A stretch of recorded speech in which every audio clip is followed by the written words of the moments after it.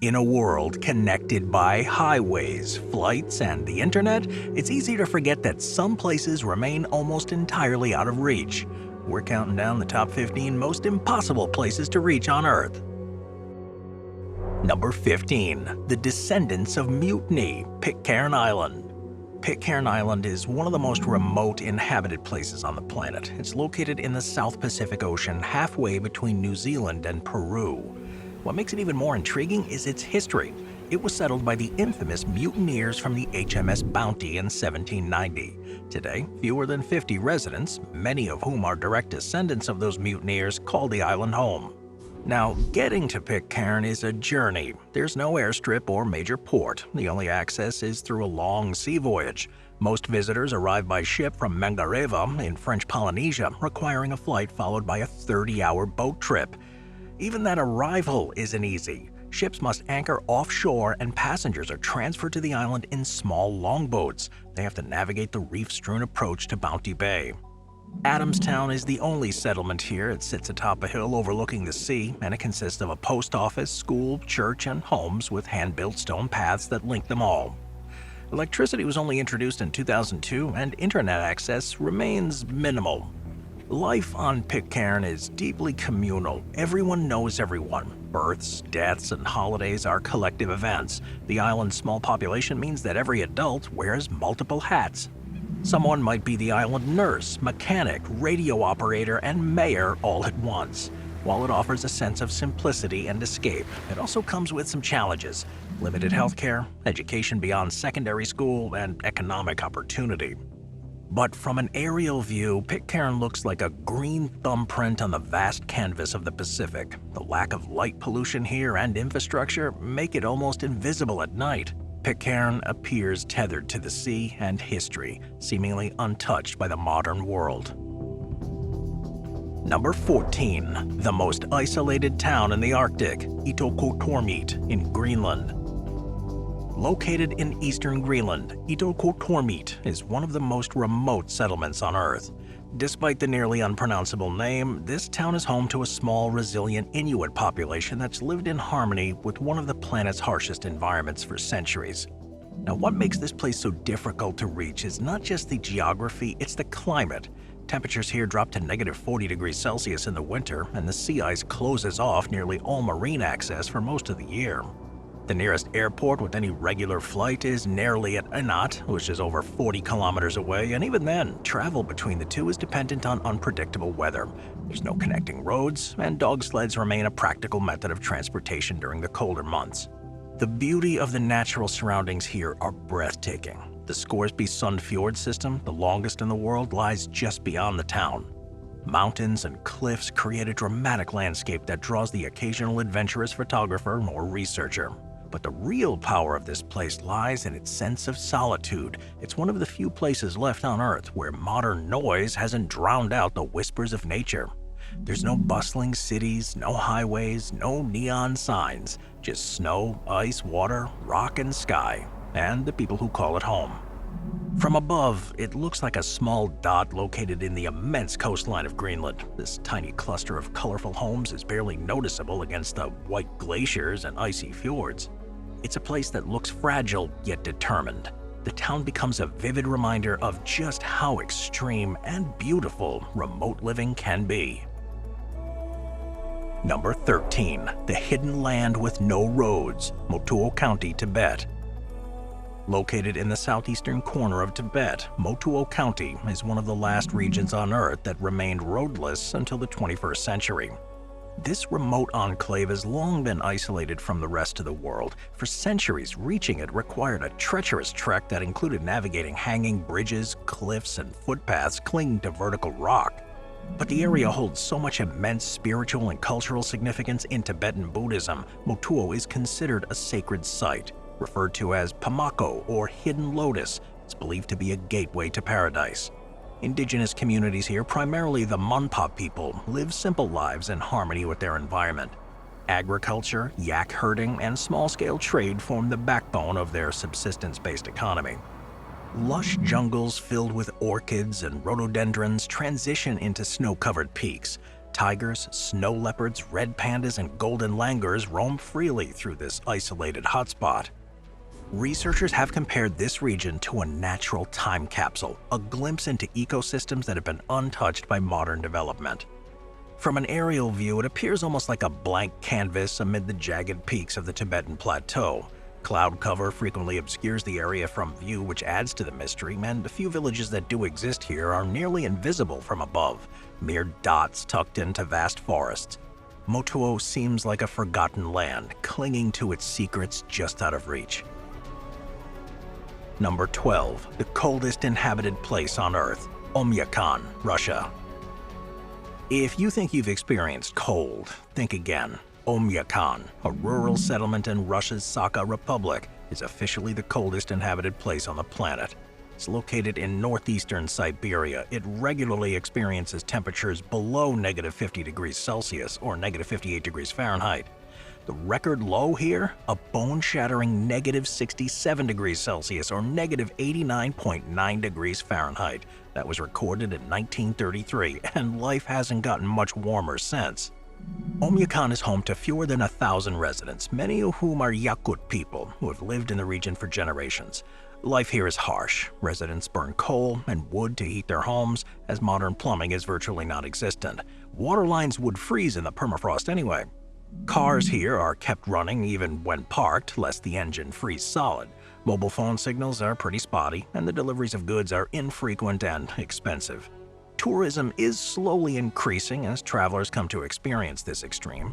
Visitors can try ice fishing, ride reindeer sleds, or pose by the village's monument, marking it as the Pole of Cold. Still, it's a destination that's more about the endurance than the luxury. From an aerial view, Oymyakon lies located in a valley blanketed in white for most of the year. The town's handful of buildings and smokestacks appear as tiny imperfections on this pristine landscape. It's just a community huddled together against nature's most brutal climate.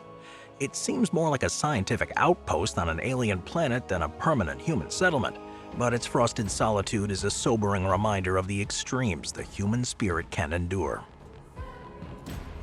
Number 11. The Lost World Plateau, Mount Roraima.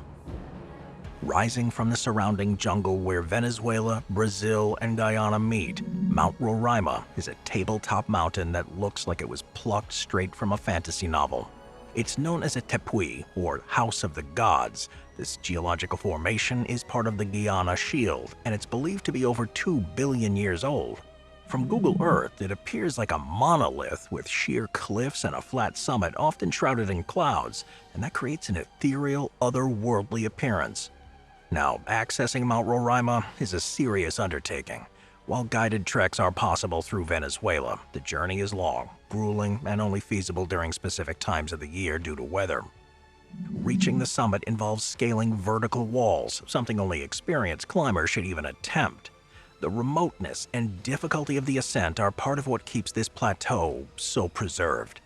The summit spans 31 square kilometers, and it's dotted with strange rock formations, deep crevices, and endemic plant species found nowhere else. Rainwater collects in pools and channels across the flat surface, creating these natural mosaics visible in high-resolution satellite images. Sir Arthur Conan Doyle's novel The Lost World was inspired by early accounts of Roraima, imagining it as a place where dinosaurs and ancient creatures still roam. Several plant and animal species exist here and nowhere else, including carnivorous plants and rare amphibians. But what truly makes it unforgettable is the contrast. From a bird's-eye view, it stands in stark relief against an otherwise unbroken canopy.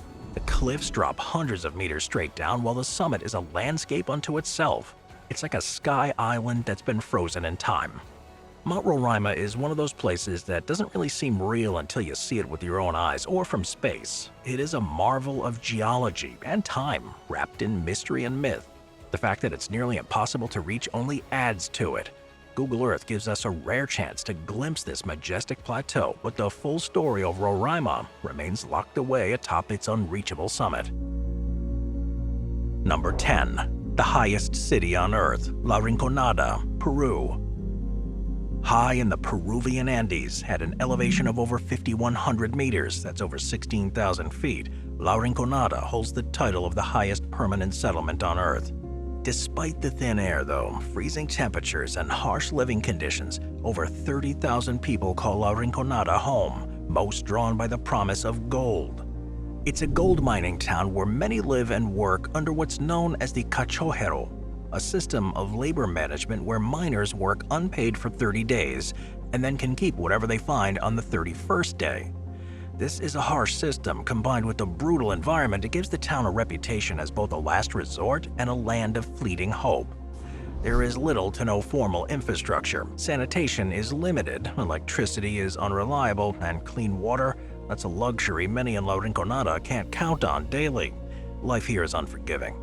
There are small shops, eateries, and churches all built in defiance of gravity and cold. Families raise children here. Schools attempt to operate, though resources are scarce. It's a town driven by gold, but powered by resilience. Most workers here live in brutal conditions. In the mines, they face cave-ins, exposure to harmful chemicals, and near-freezing temps. Safety regulations are nearly non-existent, and miners have to descend into the earth hoping that the 31st day yields enough gold to make it all worth it. For some, that payday is bountiful, but for others, it's empty-handed misery. Yet they return month after month, fueled by the dream of fortune. From above, this place resembles a metallic patchwork that's sewn into a frozen mountainside. Snaking dirt trails and mining scars are etched deep into the earth. La Rinconada looks more like an outpost on another planet than a human settlement. It is the highest, harshest, and perhaps the most haunting inhabited place on Earth. Number 9. The most remote inhabited archipelago, Tristan da Cunha. Deep in the South Atlantic Ocean, Tristan da Cunha is the most remote inhabited archipelago on the planet. It's located over 2,400 kilometers or 1,500 miles from the nearest continent, South Africa.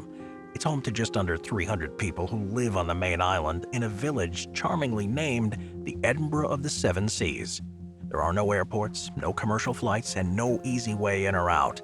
To visit, you have to endure a 6-day boat journey across the open ocean, typically aboard a supply ship that arrives just a few times a year. Now, what makes this island so fascinating isn't just the isolation, it's the way the community has developed over centuries.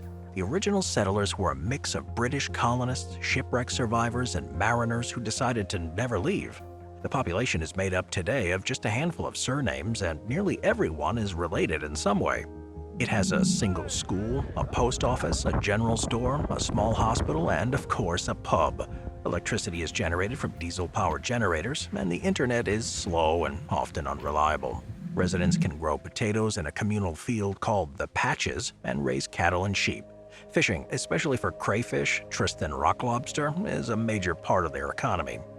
Medical emergencies, however, are a major concern. With no nearby hospital, serious cases have to be stabilized and evacuated, weather permitting.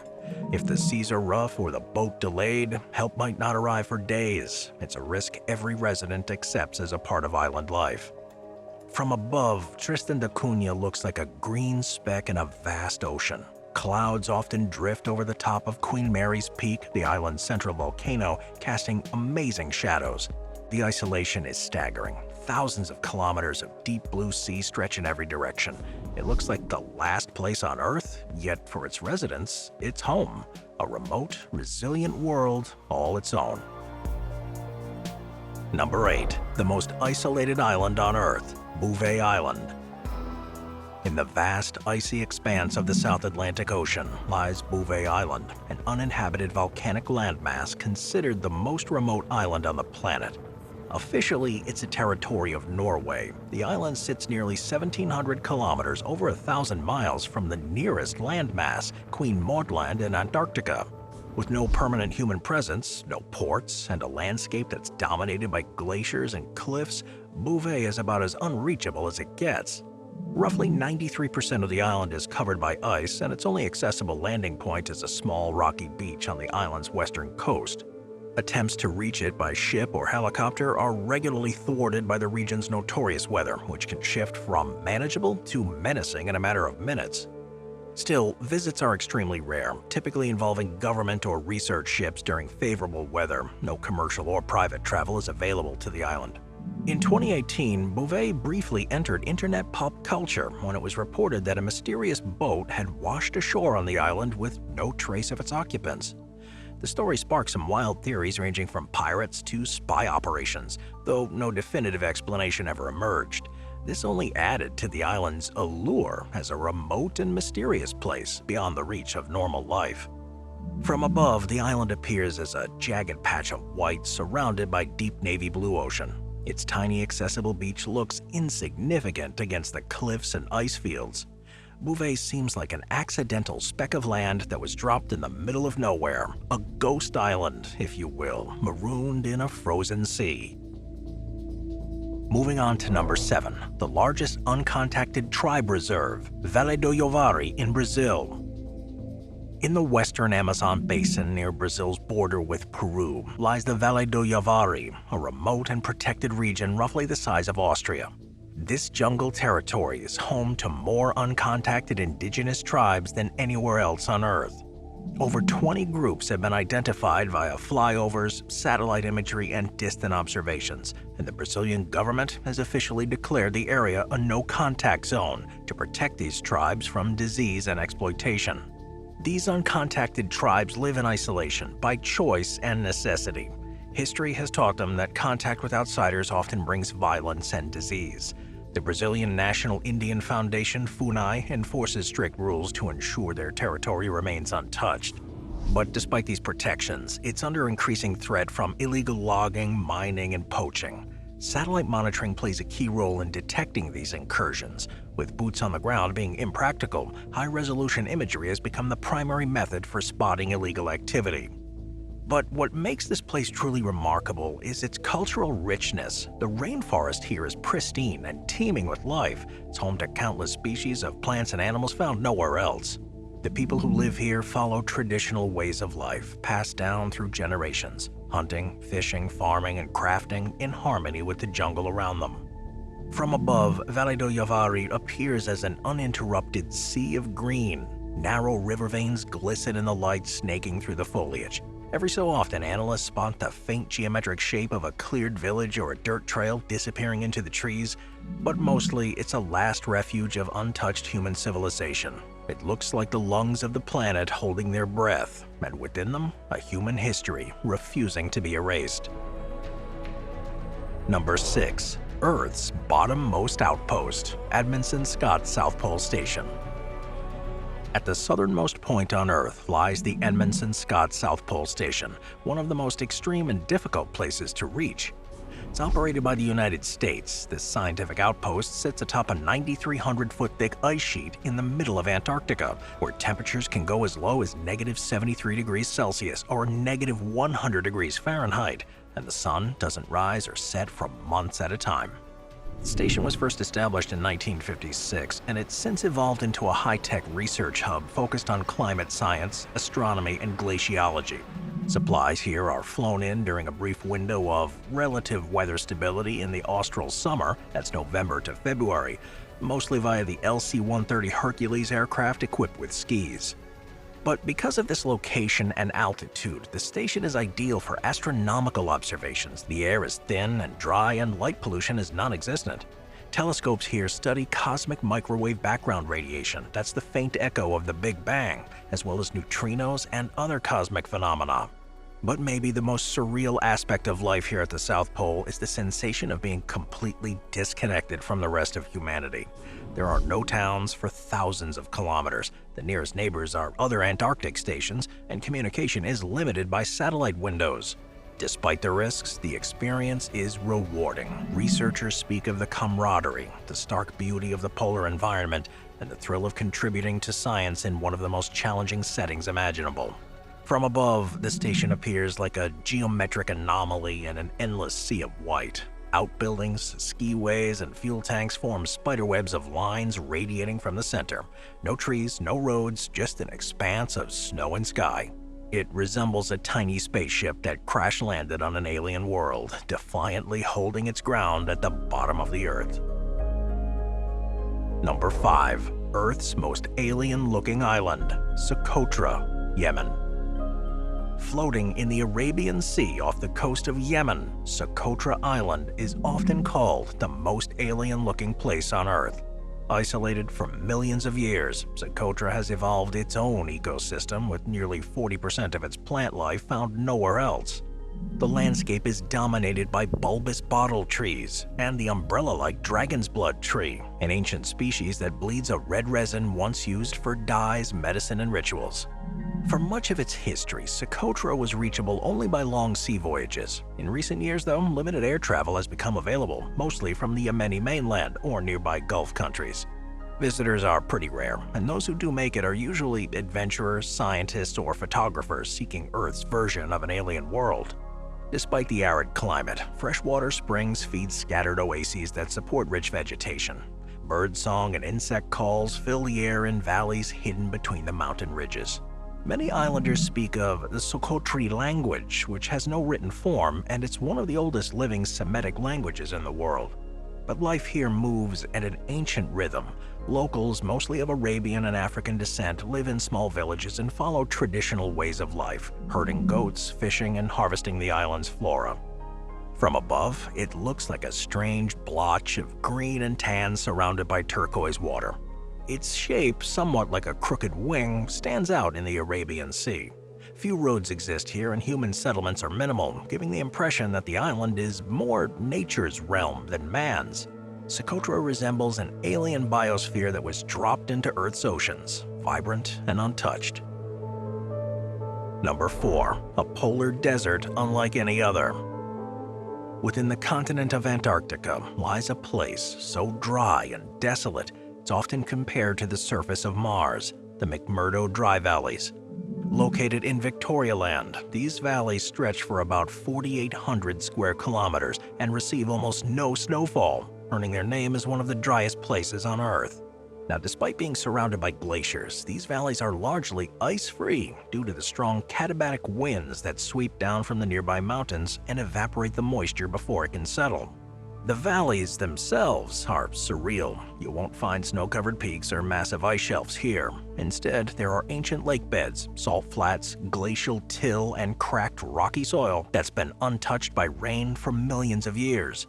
Scattered throughout, though, are hypersaline lakes, some of which never freeze due to their salt content.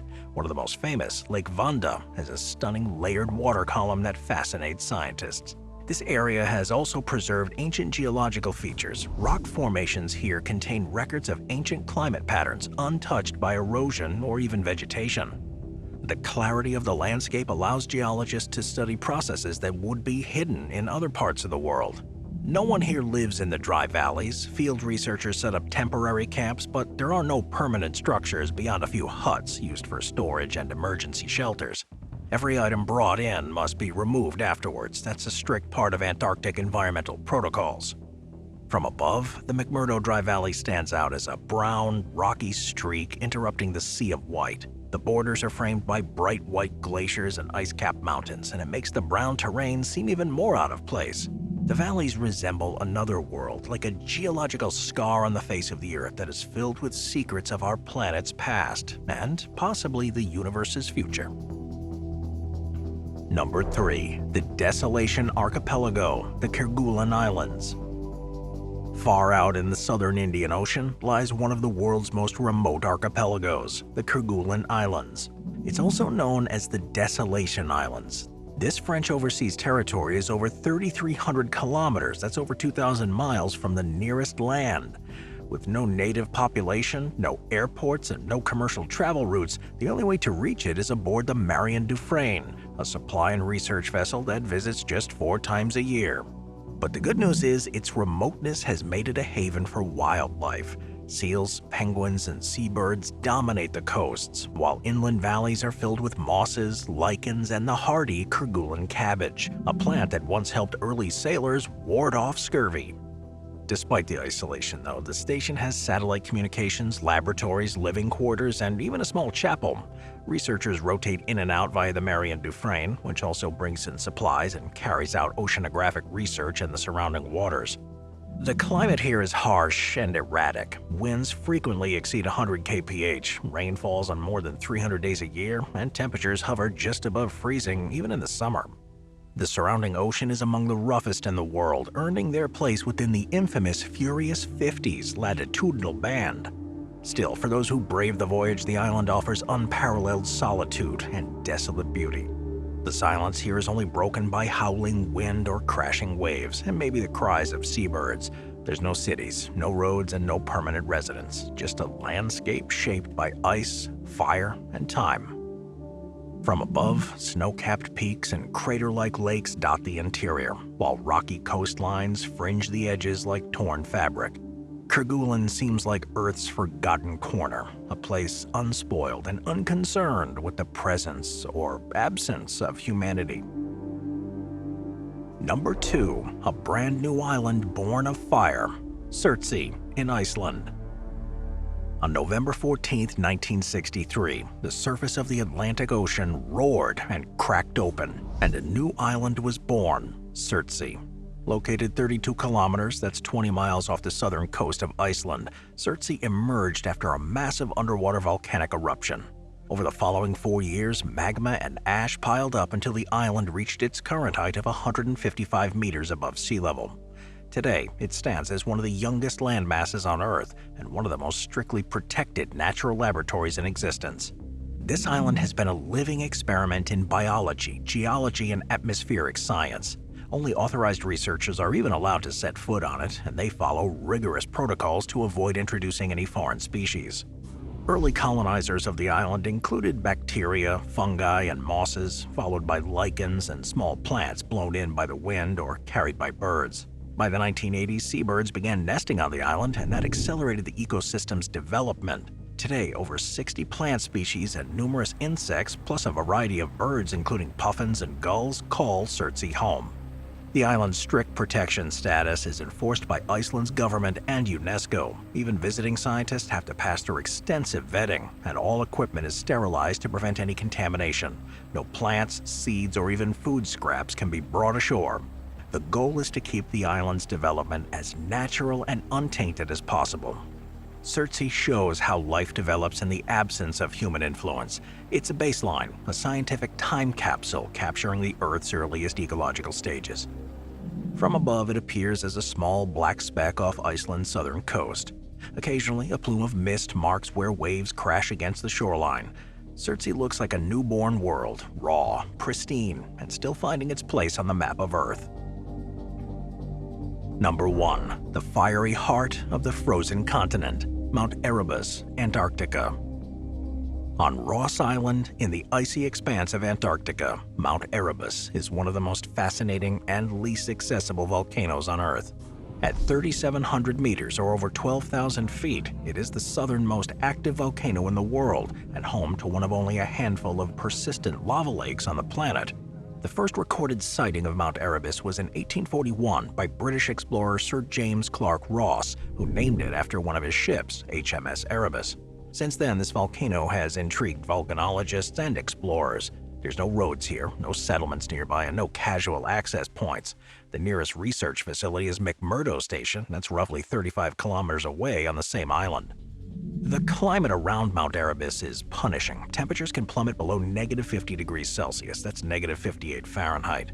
And despite the challenges, scientists have established seasonal research outposts near the summit, where they study its constant volcanic activity, unique gas emissions, and the extraordinary extremophiles. Those are microorganisms that live in its superheated environment. Yet it's not just the activity of the volcano that captivates researchers. Mount Erebus is riddled with ice towers. These are frozen fumaroles that form when volcanic gases seep up through cracks. These bizarre, chimney-like structures can reach heights of over 10 meters and resemble something out of a science fiction movie. Some are hollow, and researchers have ventured inside to sample air and microbes, hoping to learn more about how life might survive. But despite its scientific importance, Erebus remains remarkably untouched by humans. The harsh conditions here have kept tourism to an absolute minimum, of course, preserving the site's natural integrity. Satellite technology has played a pivotal role in monitoring Mount Erebus. From orbit, thermal imaging captures the heat signature of its persistent lava lake, even during the long Antarctic night. Radar altimetry and 3D mapping reveal changes in the mountain structure, while optical satellites monitor year-round ice movement and volcanic plumes. From above, Mount Erebus appears as a solitary peak that rises from the white expanse on Ross Island. Compared to the monotone white of Antarctica, the volcano's features stand out starkly, drawing the eye towards its summit. In the quiet vastness of the Antarctic, Mount Erebus blazes with a silent intensity. Where fire lives beneath ice, where silence meets eruption, and where solitude coexists with scientific significance. It is Earth's frozen volcano, remote and dangerous, yet profoundly illuminating. From deep within its fiery core to the icy plains that surround it, Mount Erebus stands as a sentinel of extremes, an eternal flame at the bottom of the world.